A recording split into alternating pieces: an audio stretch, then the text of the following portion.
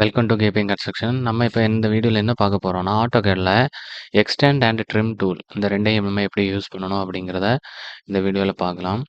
இப்போ ஜஸ்ட் ஒரு சென்டரில் ஒரு லைன் வரைகிறேன். இந்த லைன் வந்து இந்த வாலோட கனெக்ட் ஆகணும் அப்படின்னா நம்ம வந்து எக்ஸ்டெண்ட் டூல் தான் யூஸ் பண்ணணும். இப்போது சாதா நம்ம லைன் எடுத்து வரைஞ்சோன்னு வச்சுக்கோங்களேன், அதுலேருந்து கனெக்ட் பண்ணி இது வந்து ஒரு லைனாகவும் இது வந்து ஒரு லைனாகவும் அப்படி தனித்தனி லைனாக இருக்கும். ஸோ அந்த டைமில் வந்து நம்ம எக்ஸ்டெண்ட் தான் யூஸ் பண்ணணும். அதுக்கு நம்ம எக்ஸ்டெண்ட் டூல எடுத்துக்கிட்டு, எந்த லைன்ல போய் அது ஜாயிண்ட் ஆகணும், அத ஒரு லெஃப்ட் கிளிக் பண்ணி, பேஜில ரைட் கிளிக் பண்ணிட்டு, நீங்க அதில வச்சீங்கனாலே, ஆட்டோமேட்டிக்கா அதுவே காமிச்சுரும். ஸோ, அப்படிதான் நம்ம எக்ஸ்டெண்ட் டூல் யூஸ் பண்ணணும். இப்போ வந்து ட்ரிம் எப்படி யூஸ் பண்ணலாம் அப்படிங்கிறத பார்ப்போம். ஃபார் எக்ஸாம்பிளுக்கு இந்த லைன் வந்து இங்க ப்ரொஜெக்ட் ஆகுதுன்னு வச்சுக்கோங்களேன்.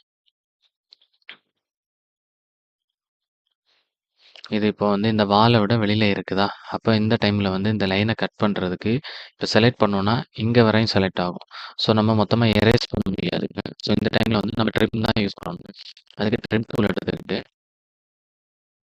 பேஜ்ல வச்சு ஒரு ரைட் கிளிக் பண்ணிக்கங்க.